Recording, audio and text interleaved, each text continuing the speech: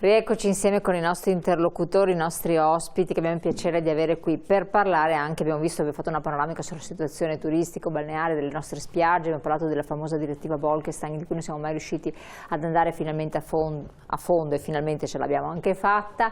Allora, la cosa importante che riguarda questo territorio, mettiamo un po' la lente di ingrandimento nell'area di Jesolo, però possiamo anche espanderci magari, perché abbiamo visto che viene mutuato un po' tutto il protocollo in tutto il territorio.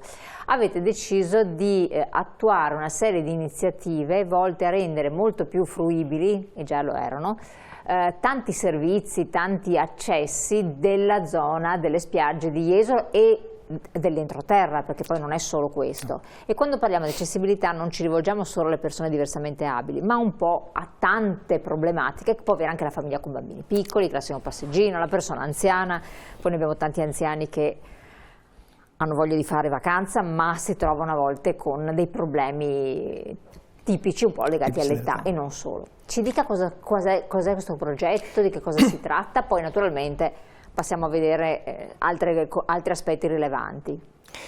Allora, il progetto Destination for All per quanto riguarda la località di Jesolo è la ripresa di un progetto che avevamo iniziato da Antesignani una decina d'anni fa, si chiamava Jesolo for All, dove c'era appunto l'idea di accogliere, di aprire a quanta più gente possibile, insomma, la fruizione della spiaggia e della città. Questo progetto è rimasto un po', insomma, nel cassetto per un po', forse siamo partiti troppo presto, non c'era ancora quella sensibilità che adesso è dominante. 10 anni fa? Sì, una decina d'anni fa. Anche perché richiedeva interventi di non poco sì, conto, all'epoca probabilmente non c'era neanche la sensibilità da parte dell'operatore verso alcuni aspetti, c'erano dei pionieri, una ventina di alberghi, che, insomma, di strutture ricettive che avevano aperto all'inclusività, facendo anche un percorso, insomma, di carattere tecnico, proprio di struttura. Questo progetto rinasce oggi con un'ottica diversa, dove non si abbandona la parte di accessibilità ai disabili o chi ha qualche problema motorio, ma rientra in un progetto a tutto tondo di accoglienza, di inclusività della città. Per cui attenzione a chi ha delle problematiche fisiche, anche temporanee, perché non è detto che, insomma, qualcuno non possa trovarsi in una condizione nella quale ha delle problematiche temporanee dovute a qualche frattura o qualcosa. Problematiche di mobilità date dall'età, l'età media anagrafica avanza. E quindi anche perché si può dividere la stagione, esiste maggio, c'è giugno, c'è settembre, esatto. Al di là del periodo clou per i super giovani, in cui sto parlando di Jesolo, super giovani, eccetera, gli anziani ci sono periodi che li predilige proprio, per cui le code sono appannaggio normalmente di un turista che gradisce e predilige la tranquillità, un affollamento diverso, e può permettersi anche di andare fuori stagione, per cui il senior, l'over 65, è classico, insomma, trovarlo nelle code all'inizio e alla fine. Talvolta ci sono delle problematiche semplicemente date dall'età, una facilità magari di camminata diversa con delle piccolissime attenzioni o qualche ausilio, insomma, ci dà la possibilità di accogliere in tranquillità, o comunque di far vivere in maniera diversa la vacanza anche alle persone un po' più in là con gli anni.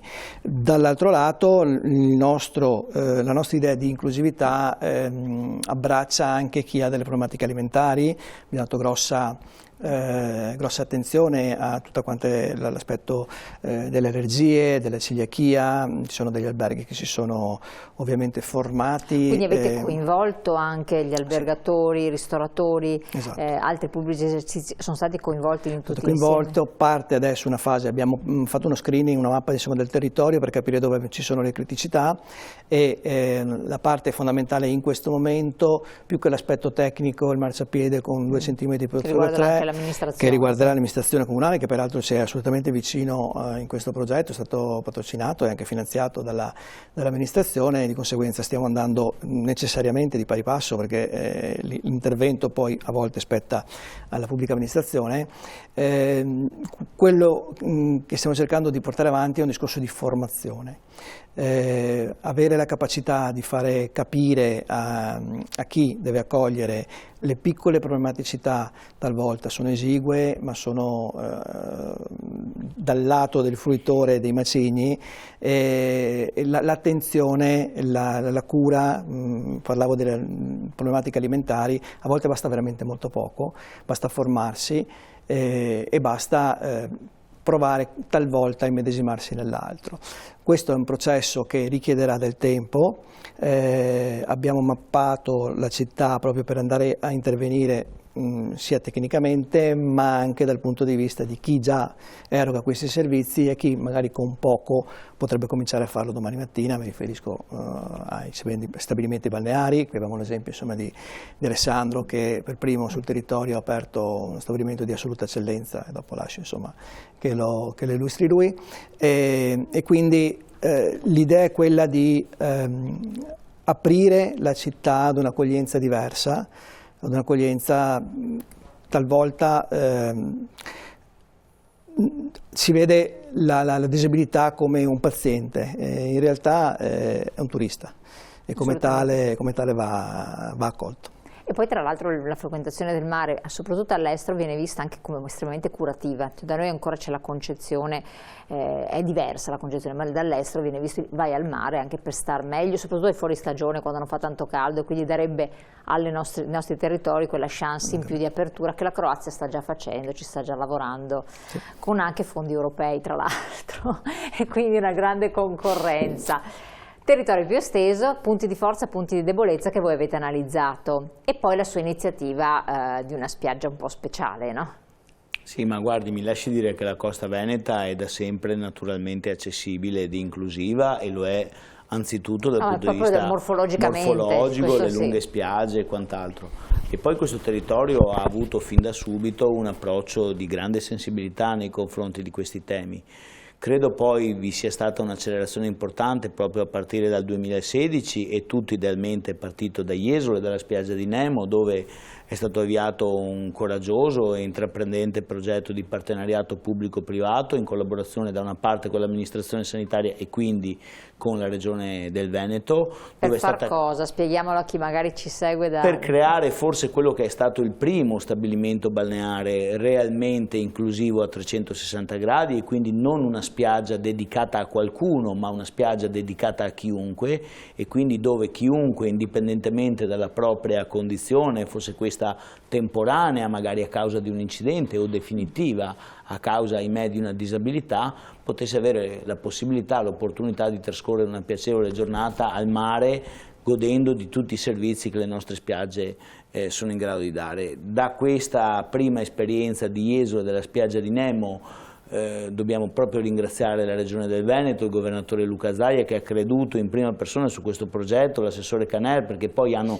finanziato la prosecuzione, ovvero il progetto del turismo sociale e inclusivo delle spiagge del Veneto, che quindi ha contaminato tutte le località fino ad arrivare agli esempi di eccellenza di Jesolo e di Bibbione con il progetto di destinazione, anche Bibbione, ma fino anche a riconoscere in altre spiagge come ad esempio Sottomarina, che è la spiaggia che ha avuto più riconoscimenti delle bandiere argento, che in quel caso l'ULSS 3 ha riconosciuto agli stabilimenti inclusivi, il Lido di Venezia stesso, che in questa fase è in un momento di grande investimento per quel che riguarda la destinazione balneare, quindi anche di riammodernamento delle strutture, e quindi diciamo che sulla scorta di questo spunto iniziato a Jesolo, grazie anche alle sensibilità e all'aggregazione di sensibilità differenti, da una parte i privati che ci hanno creduto e hanno investito dal punto di vista imprenditoriale, comprendendo, come diceva Presidente Pasqualinotto prima, che questi sono degli ospiti spesso e volentieri alto spendenti, e quindi sono dei turisti che devono essere messi in condizione di usufruire delle nostre spiagge, dall'altra parte delle amministrazioni e quindi enti locali, comuni e soprattutto la Regione del Veneto, e quindi ormai è un po' di anni che questa sorta di cabina di regia sta lavorando per far sì che la costa, e credo insomma possiamo affermare lo sia diventata, a essere il litorale accessibile, inclusivo e speriamo presto anche ecosostenibile più importante d'Europa, e quindi è un cambio di approccio, un'accelerazione su questi temi molto importanti anche per ridefinire la qualità della nostra offerta turistica. Assolutamente, questo è molto importante anche perché è un tratto di costa molto lungo. Subito la concorrenza delle zone friulane? Ma guardi, a me non piace parlare di concorrenza, nel senso che in realtà la concorrenza è uno stimolo positivo al continuo miglioramento, lei sta dicendo, e quindi è un po' come quando prima parlavamo dei percorsi di evidenza, adesso senza tornare sul tema, insomma quando c'è uno stimolo a mettersi in discussione e a migliorare ciò che abbiamo da offrire ai nostri ospiti, quello è quello che poi ci premia e fa sì che ancora oggi riusciamo ad ottenere i numeri che abbiamo, e la concorrenza è molta, però i tanti turisti che anche in questi 2 anni difficili hanno continuato a premiare il Veneto e in particolare la costa come primo tematismo balneare italiano, lo hanno fatto da una parte perché i nostri territori, le nostre spiagge sono più belle anche dal punto di vista naturalistico di quello che magari a volte riusciamo a raccontare. Troppo spesso parliamo solo della qualità dei servizi, in realtà abbiamo un territorio, abbiamo un entroterra, abbiamo una gastronomia di assoluta eccellenza, e poi sicuramente i tanti progetti che si stanno portando avanti vengono apprezzati dalla clientela, perché guardate che adesso guardiamo al futuro con maggiore speranza rispetto a quanto non abbiamo fatto negli scorsi anni, ma quando 2 anni fa siamo stati tutti travolti dall'emergenza Covid e c'era qualcuno che pensava a mettere i plexiglass sulle spiagge e a fare le gabbie dei polli, noi stavamo lavorando per certificare le aziende e per sanificare gli spazi in maniera adeguata. Quindi la professionalità degli operatori, soprattutto la collaborazione con la politica territoriale, ha consentito di mantenere questo primato. Assolutamente. Parlare di concorrenza in termini costruttivi è importante. Abbiamo una realtà che compete con Jesolo, non si può dire di no, che è quella di Rimini. Sì. Si stacca da Riccione e da Cattolica, tutto un altro mondo, però Rimini comunque ha fatto strada, si è evoluta, le strutture alberghiere sono cresciute tantissimo, sì. Si sono anche aggiornati, insomma hanno dato una proposta che ha ampliato la forbice stagionale. Bypassando quando Jesolo era già chiusa, quasi barricata e tutto, Rimini ancora aveva una certa ricettina. No, io dico perché come stimolo, insomma, è interessante, sì. Sempre Italia, sono regioni diverse, però insomma è sempre interessante. E poi offrire nuove opportunità anche al turismo locale è sempre propositivo. Avete mai fatto un benchmarking, visto che poi tra l'altro a Rimini c'è anche la fiera del turismo dove ci sono anche grandi occasioni per arricchire l'offerta territoriale, prendere quello che di buono c'è e viceversa anche naturalmente, perché poi magari Rimini ha un certo tipo di turismo, che anche loro hanno le loro problematiche, non è che sia tutto rose e fiori. Sì, nel senso che siamo in continuo rapporto sia con le spiagge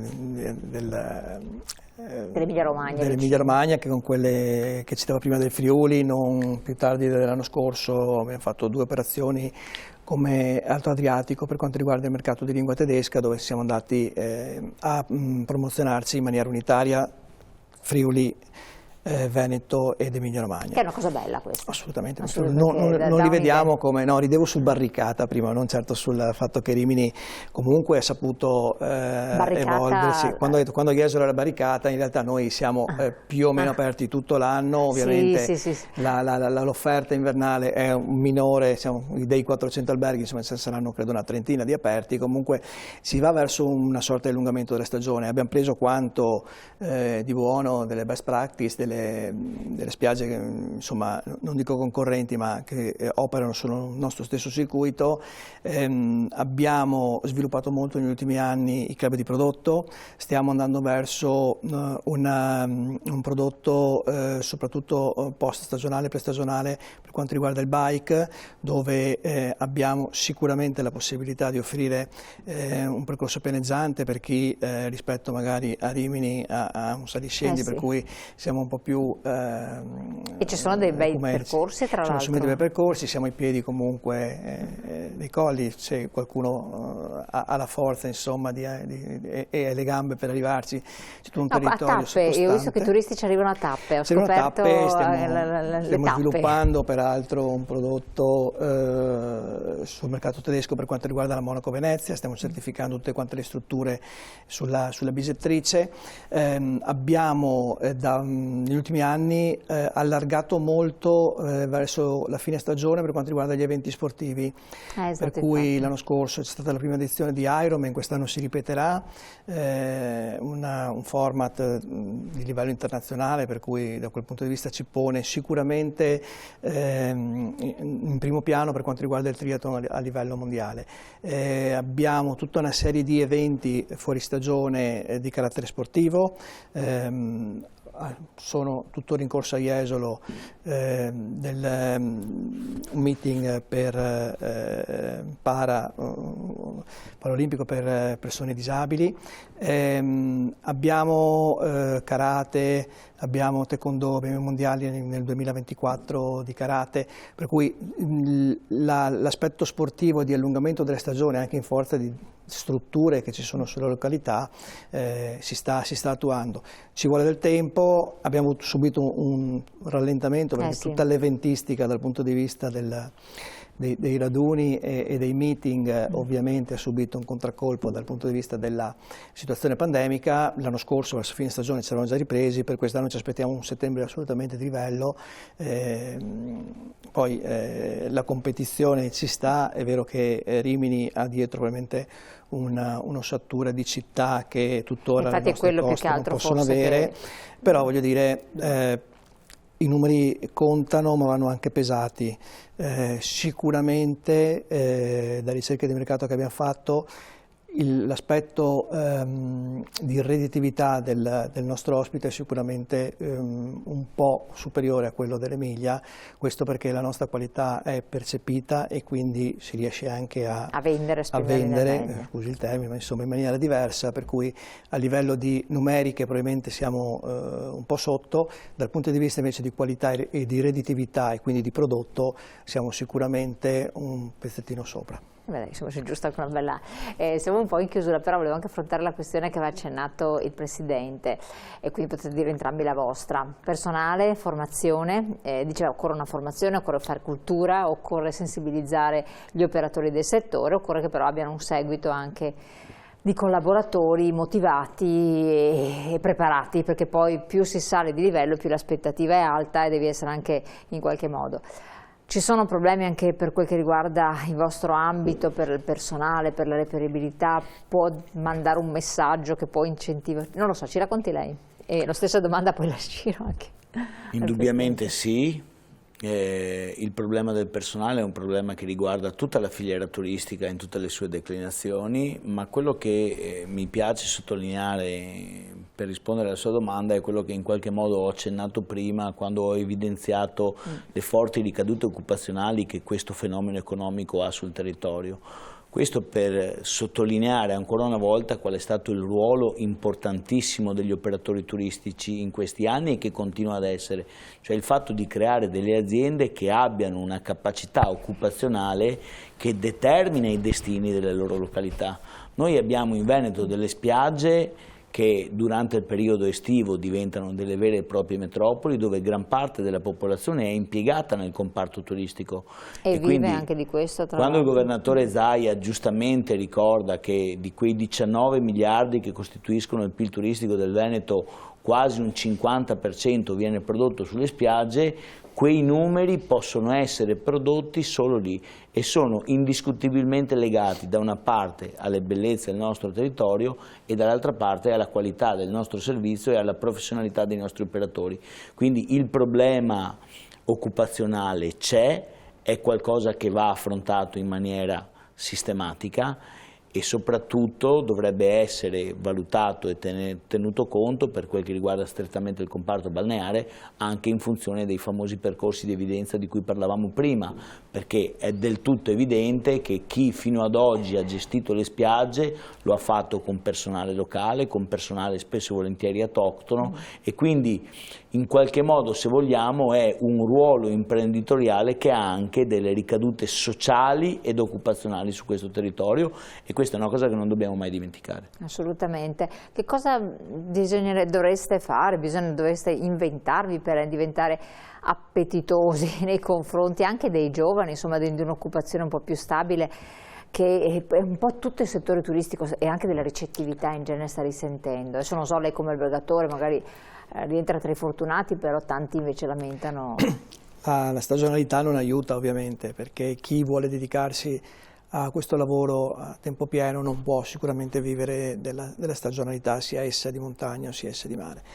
E c'è chi molto diligentemente fa le 2 stagioni pur di non. Però normalmente insomma siamo un po' svantaggiati da questo punto di vista dalla ristrettezza. Fino a un certo punto tutto ha funzionato? Tutto ha funzionato, poi i marcatori insomma, sociali che hanno portato a questo squilibrio sono ancora in essere, stiamo cercando di valutarli. Qualcosa che non funziona c'è, a Jesolo stiamo cercando di tornare appetibili con delle operazioni che coinvolgono diciamo, l'aspetto dell'associazione albergatori nel cercare di reperire delle strutture dove poter dare alloggio ai dipendenti, ai nostri collaboratori e di farlo in strutture che abbiano un appeal, che abbiano una sorta di campus, qualcosa insomma che possa in una qualche maniera attirare o quantomeno far scegliere Jesolo rispetto ad altre località che magari da questo punto di vista sono più svantaggiate. È chiaro che ci sono delle mutazioni in essere che molto spesso non siamo in grado di cogliere, probabilmente, sicuramente qualche forza lavoro dall'estero è mancata nell'ultimo periodo per tutte insomma, le restrizioni che abbiamo avuto. A livello locale, insomma, qualcosina in più ci aspettavamo dal territorio, anche perché abbiamo sempre sostenuto e alimentato un ecosistema territoriale per quanto riguarda le cameriere ai piani, per quanto riguarda un certo tipo di occupazione. Stiamo andando verso sicuramente un frazionamento dei turni rispetto a prima. Infatti tutti parlano di questo, quindi cercare di venire incontro a quelli che venire incontro, insomma è chiaro che ci sono delle spese in più perché 3 assunzioni al posto di 2, insomma sicuramente hanno una ricaduta contributiva diversa, però è un mercato che cambia, ci stiamo darwinianamente ponendo al passo. Qualche aiuto magari dal punto di vista centrale su alcuni passaggi e su alcuni sostegni potremmo anche aiutare. Nonché il famoso cuneo fiscale di cui si era parlato e poi è rimasto lì lettera morta. No? Contratti di lavoro, secondo livello, insomma, il reddito di cittadinanza non aiuta, tutta una serie di... Poi, quando un meccanismo del genere si inceppa non si sa mai dove cominciare a sbrogliarlo. Infatti, no? Quello è l'altra cosa. Sicuramente l'appetibilità della località è una risposta in una qualche maniera alle nuove esigenze, stiamo cercando di darla e stiamo cercando di darla anche velocemente perché ovviamente senza la professionalità dei nostri collaboratori fare turismo diventa sicuramente più impegnativo. Allora siamo giunti al termine del vostro intervento, chiedo a entrambi un po' una battuta di chiusura, un auspicio oppure un qualcosa che avete, un progetto che avete aperto, qualche cosa che può interessare anche i nostri telespettatori. A parte l'appuntamento con Roma per quanto riguarda la Bolkestein che non è di poco conto e lì magari avremo modo di riavervi per aggiornare, ma che cosa sarà il prossimo step che affronterete? Ma guardi, l'auspicio che mi sento di condividere con i telespettatori è che le spiagge del Veneto oggi sono già aperte, sono già in grado di accogliere i turisti. In queste settimane non siamo stati molto fortunati col meteo, ma insomma da un paio di giorni le temperature si stanno alzando e quindi l'estate 2022 di fatto è già iniziata, sotto i migliori auspici, il sentiment è molto buono. Come ho detto in premessa, tutti gli operatori hanno veramente profuso un grande sforzo per mantenere tutti quei requisiti di sicurezza che abbiamo imparato a conoscere nelle stagioni precedenti, quindi insomma guardiamo l'estate con grande ottimismo. Ecco, questa è una cosa molto positiva. Per quel che riguarda l'inclusività, la fruibilità e l'accessibilità di tutto il territorio, a che punto siete?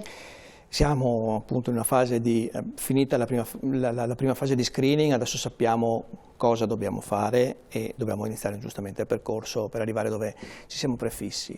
L'Agenda 2030 d'altronde porta verso quel tipo di obiettivo, riuscire a rispondere in velocità o più in velocità di altri ci dà il vantaggio del first mover e quindi ci posiziona diversamente.